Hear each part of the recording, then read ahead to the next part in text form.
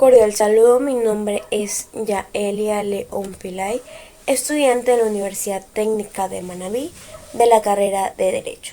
El día de hoy voy a darles a conocer la relación del derecho respectivo a lo que corresponde al comercio exterior y los principios ONIDROITS.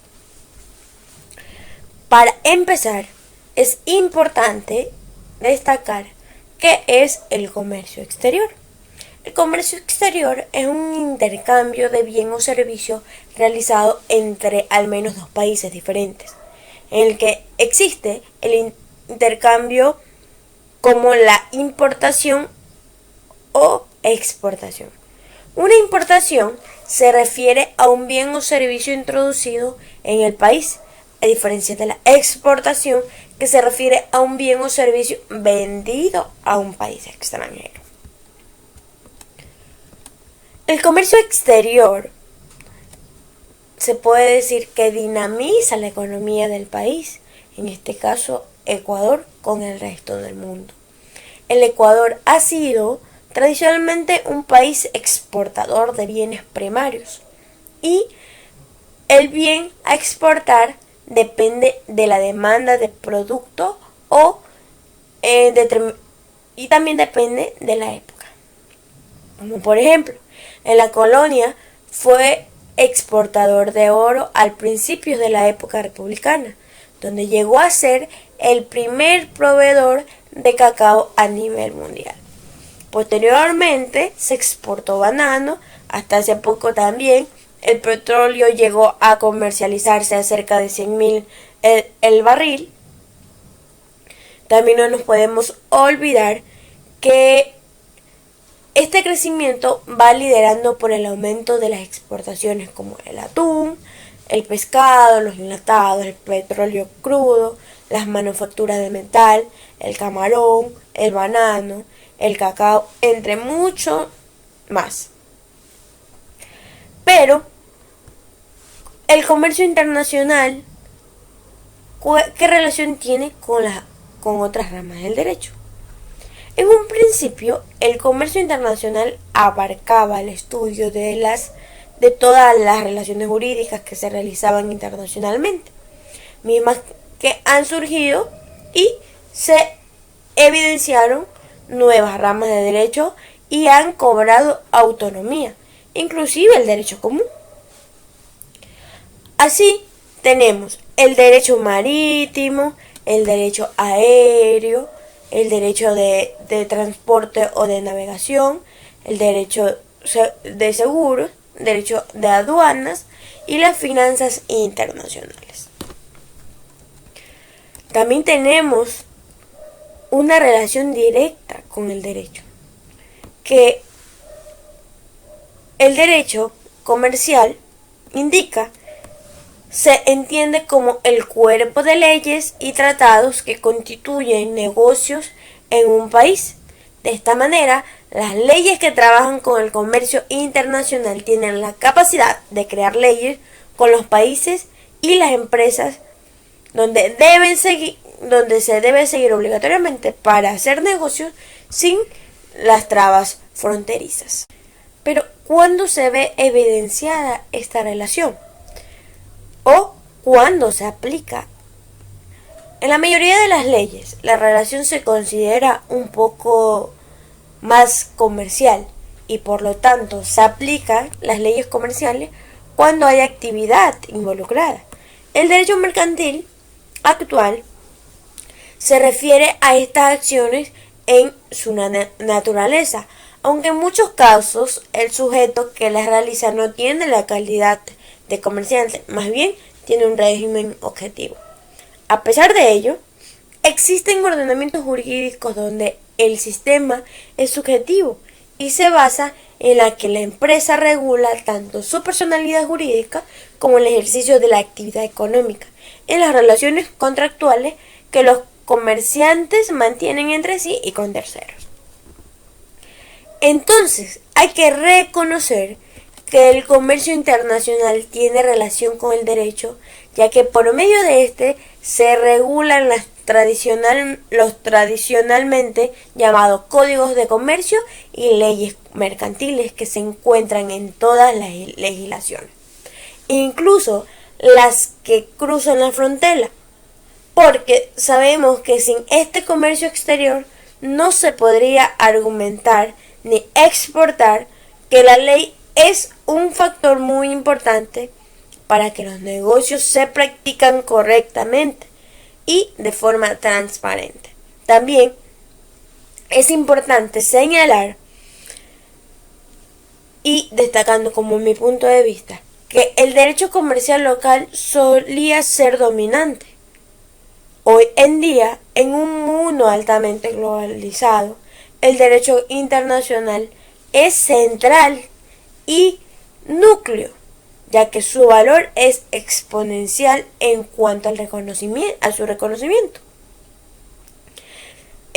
¿Y esto por qué? Debido a que las relaciones comerciales entre productos y actores rara vez son claramente visibles dentro del país, a diferencia de la exportación internacional, donde el comercio global requiere una aplicación más amplia de estándares internacionales. ¿Cuál es la regulación que tiene el comercio internacional? Es el principio básico del comercio multilateral, ya que surgió tras la Segunda Guerra Mundial. Cualquier ventaja que se haya concedido en un país debe extenderse automáticamente a todos los demás países. Como en el resto de compromisos, considero yo, se puede incluir también las excepciones por sector o por países. Esta es una de las regulaciones que tiene el comercio internacional. Tradicionalmente también el comercio era regulado mediante acuerdos bilaterales, tomando como dato para un mejor entendimiento, donde indica que entre dos países se llevaba un acuerdo bajo la creencia en el mercantilismo. Durante muchos siglos, los países imponían altos aranceles y otras restricciones severas al comercio internacional, como por ejemplo en el siglo XIX, específicamente en Gran Bretaña. La creencia en el libre comercio tomó fuerza y esta perspectiva se ha mantenido dominando el cálculo político entre los países occidentales hasta la actualidad. Desde el final de la Segunda Guerra Mundial, varios tratados multilaterales han intentado crear estructura global de regulación comercial, pero la mayor parte de los países comunistas y socialistas creen en la autarquía, que es la que supone la ausencia completa de comercio internacional y la satisfacción de las necesidades económicas mediante la autosuficiencia. Pero esto considero yo que no tiene valor, ya que un solo país no puede abastecer a los demás países en cuanto a las exportaciones, ya que es muy difícil. Es por esto que varios países están encabezando en exportadores internacionales, como el de nosotros, ya que somos ricos en productos primarios. Articulando y llegando a la ley, nos encontramos con la Ley de Comercio Exterior, pero esta que regula. La LACSI, en su artículo 1, indica que, citándolo, la presente ley tiene por objeto normar, promover el comercio exterior y la inversión directa, incrementar la competitividad de la economía internacional, propiciar el uso eficiente de los recursos productivos del país y propender a su desarrollo sostenible e integrar la economía ecuatoriana con la internacional y contribuir a la elevación de bienestar de la población. Esto es lo que indica su artículo 1.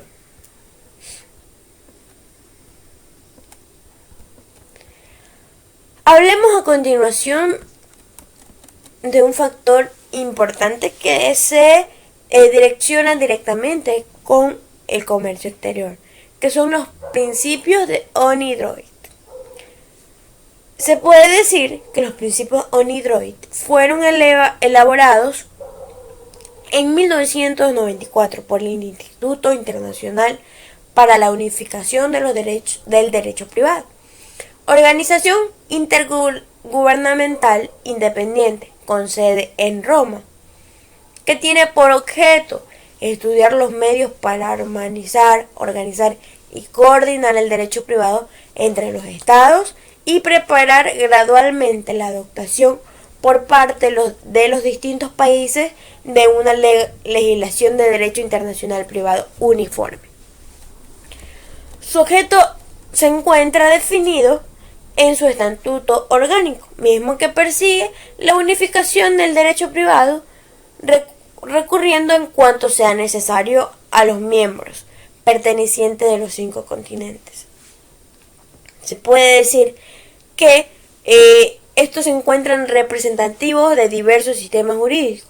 Por lo tanto, los principios de ONI-DROID, en lo que se suele definir en derecho internacional como el soft law, es decir, instrumentos cuasi legales, que por sí mismos no tienen ningún carácter vinculante a nivel jurídico, ya que carecen de un rango normativo y porque las instituciones que los crean no tienen un poder legislativo.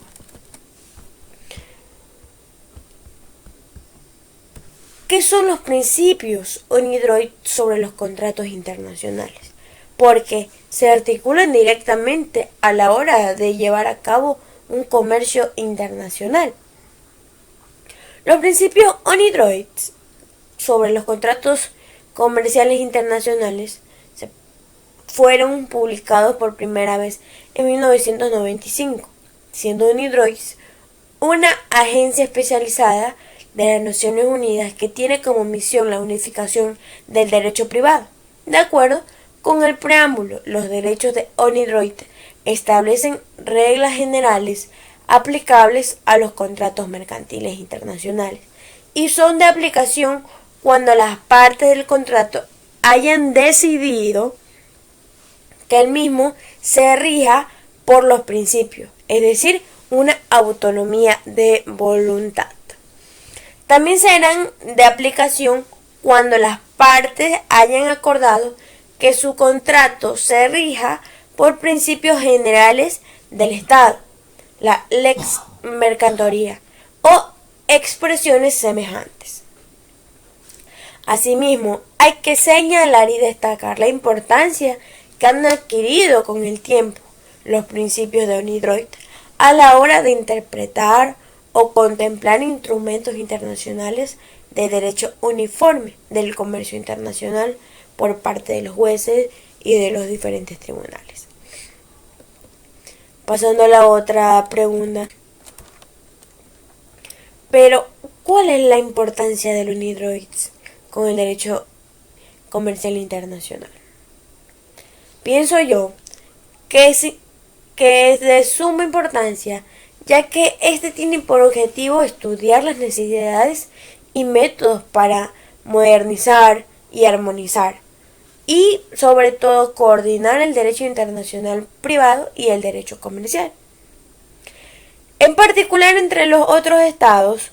Así se puede decir que formula los instrumentos del derecho uniforme, principios y normas para alcanzar los diferentes objetivos. El ONI-DROID, por su parte, regula de manera diferente que los elementos diferenciadores, a modo de ejemplo se puede decir, se lleven de forma legal por medio de un contrato que tiene diferentes puntos. Como primer punto podemos indicar la libertad de formar en los contratos internacionales.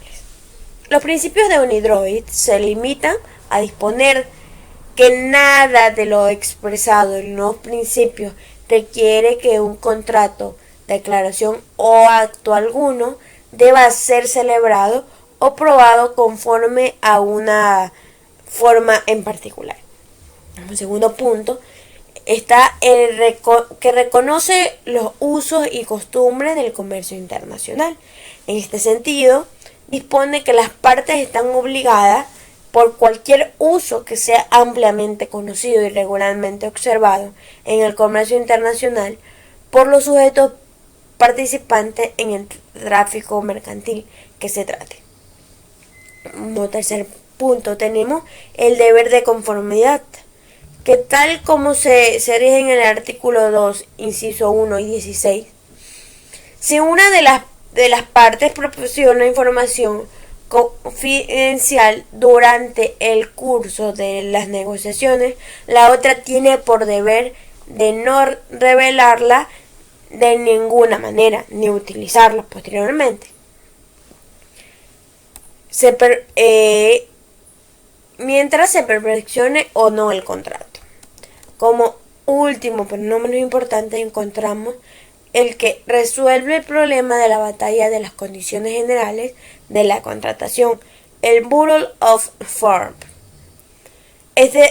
Los principios también disponen que cuando ambas partes utilizan cláusulas estándar y llegan a un acuerdo excepto en lo que se refiere a dichas cláusulas, el contrato se entenderá perfeccionado sobre la base de los términos acordados y de lo dispuesto en cualquier cláusula estándar, o con posterioridad y sin demora injustificada informe a la contraparte, ¿no? Y no desea quedar obligada por dicho contrato. Hasta ahí mi exposición. Muchas gracias.